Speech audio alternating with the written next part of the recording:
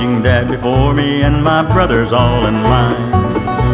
When I turned 17, I went down in the mines. Battery lamp upon my head, steel toes upon my feet, dinner bucket in my hand with bread and potted meat. My lungs are filling every day with dust they call black death. You think of it, don't say you don't each time you take a breath. You know you have to stay down there, there's nothing else to do. When you have no life above the ground, what's a miner's son to do? But living in West Virginia, you only got one goal. Today to take part in this unveiling ceremony of a plaque which will honor Mr. Szaton. They told me Szaton earlier, so if I revert back, I apologize. For this beautiful sculpture he did back in 1964, I believe was when they 17 years ago. 17 years ago. And I know I've been around Springfield, the capital, since 1968. It was always been one of my favorite statues. And I know the people from the coal industry, both the miners and the owners, it's kind of a special thing to them. And I know I was at a dinner last year where some coal people gave that out as a replica of that, as an award to some legislators who have been very supportive of the coal industry for many years. And so I know all of us prize this statue, as I'm sure you do, and the work your husband did. And I'm delighted today that we're able to unveil a plaque to honor him, because it's been 17 years, but there never was any mention of him. And I think the person who did this work definitely deserves recognition. And we're delighted to have the people from Tinley Park here today. And also delighted the good Lord had the weather cooperate for all of us. So let me ask you if you can come up here and help me pull this off. Bishop, if you want to... I'm going to have to kind of pull hard here, I think. Are you ready? Got everybody ready there? I don't know if anybody else wants to help. Dick, why don't you get in? And Jack, why don't you guys get in here too? What we can do is have some pictures after they get done? Yeah, okay. After it's done. All right, here we go. Ready? There you go. Very good. Okay. You got a blue here. Also, I'd like to mention too that this is really as a result of the efforts of Dick Kelly, who originally introduced the bill, and also Jack, who was very helpful. But the thing that I'd like to mention, there was a bill introduced because it'd taken so long to get this done, he finally got tired of waiting.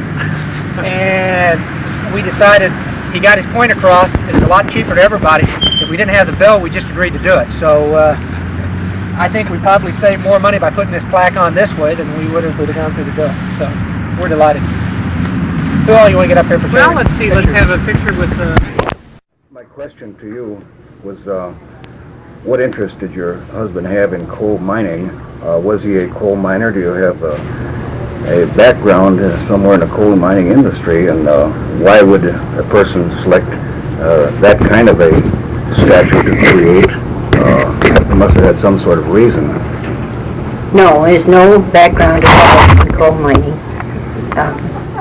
The gentleman who proposed to the state that they do something for the coal miners of Illinois was a man by the name of H.O. Davis, who lived down in El Dorado.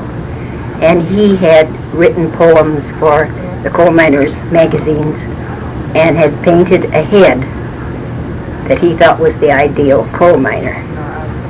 And Paul Powell was then in the legislature, and he got the bill through to erect the statue to the coal miners of Illinois. I think they originally said to the coal miners who died in Illinois, but it really is to all coal miners in Illinois. And eventually John was asked to do a small model incorporating as much of this painted head that Mr. Davis had made as he could. And it was accepted, and from the small 18-inch model, which is what some of those men in the coal mining industry said they had purchased, then he enlarged, made it the large one. So there was no background. He had to ask a lot of questions, and And I was particularly interested because my grandfather died in a mine accident, as I mentioned to you, about 50 years ago. My dad worked in the mines when he was a young man. I think most of my uncles worked in the Peabody mines and down in this area. And married a Welsh girl, and her dad was a miner, and all of her brothers worked in the mines. They go in the mines when they're 14 years old over in Wales. So I'm particularly pleased to... I wonder what they would have, your Yeah. people would have thought of this. A number of the miners at the dedication, which 17 years ago, thought it was very good. But this Mr. Hughes that I talked with today was present at the dedication, told me quietly, Didn't like to pick. the pick is not a coal miner's pick. No, it's the wrong pick. They used to have I didn't pay any attention to the lamp. My dad used to have a carbide lamp. Was that a carbide? Yeah. I'll have to go out and really examine it. Now, because those were lighted, of course, when they went into the mines, at one time, quite a few years ago, Paul Powell wrote John and asked if they could put a spotlight up there where the lamp is. Oh. And John said, even though you think that might attract attention and so forth, I think it would not be dignified. So they never did it, thank goodness. Yeah. Oh, for goodness sake. Would have cheapened the whole thing. Did, there's another statue like this? That Mr. Szaton did another The statue. small one? No, Well, it's another state. Oh, It's a replica, cast from the same bronze mold,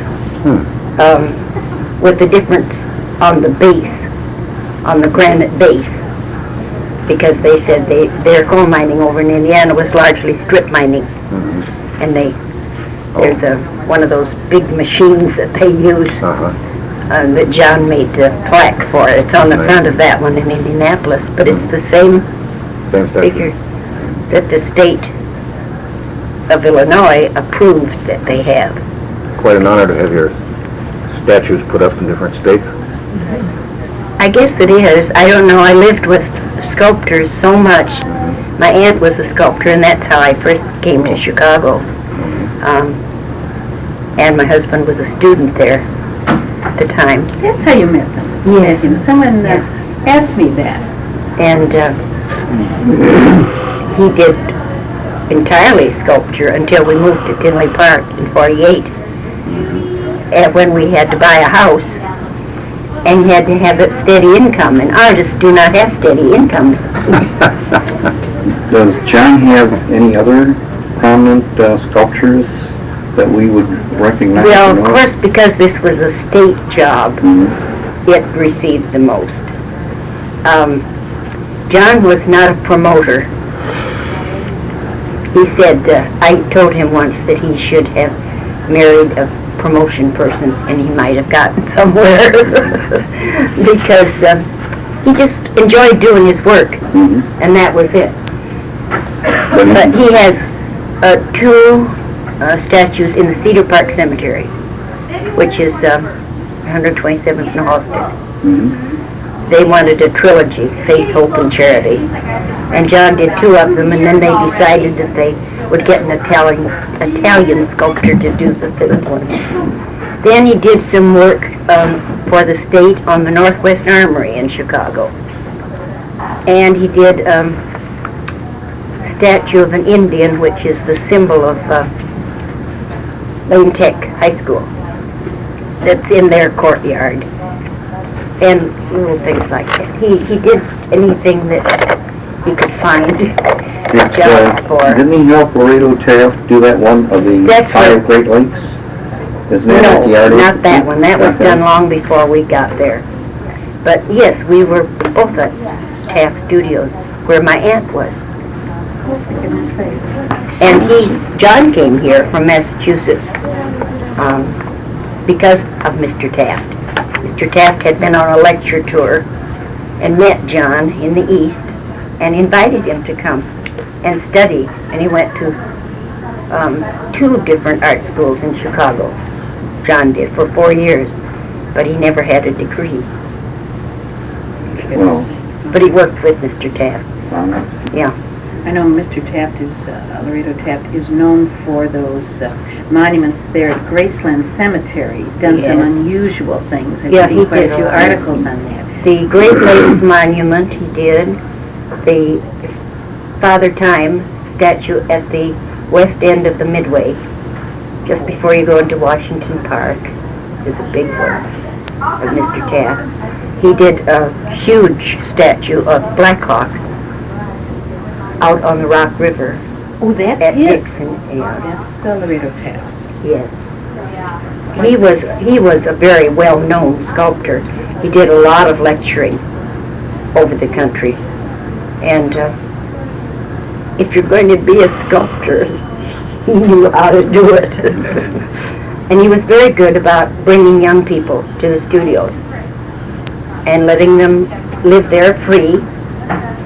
They had an old barn converted into dorms for the fellas. now where was this located? 60th and Ellis Avenue. And then 60th and Ingleside Avenue. Isn't that the University of Chicago Yes, campus? it's right across from the Interesting. on the south side of the Midway. Well, apparently it's torn down now. No, The barn is still there? the barn is not there, no. No. That was torn down when they moved from the Ellis Avenue location to the Ingleside. The university wanted, the university owned the property, the land, and the sculptors built their own studios. I understand.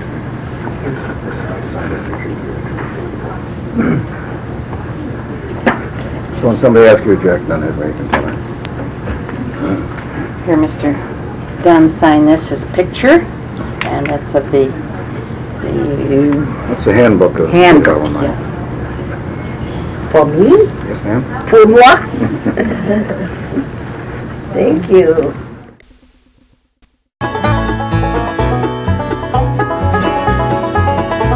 You work the job, you reap the dust, you've paid back all your debts. The company store bill's caught up, I guess you've done your best. When the doctor called, he has the news, your tests have all come back. There's no more underground for you, your lungs have both turned black.